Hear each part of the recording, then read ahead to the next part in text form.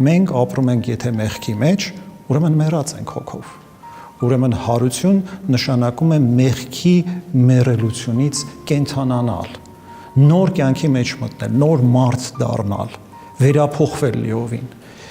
Եվ սա քրիստոնեության մեծագույն հրաշքն է, որ մարդուն տալիս է այդպիսի բացառիկ վերափոխման հնարավորություն։ Այն, ինչ տեղի է ունեցել Քրիստոսի հետ, տեղի է ունենում նաև մեզ հետ։ Նախ Քրիստոս երկու բանից է մեզ ազատում։ Նախ եւ առաջ հոգևոր մահվանից,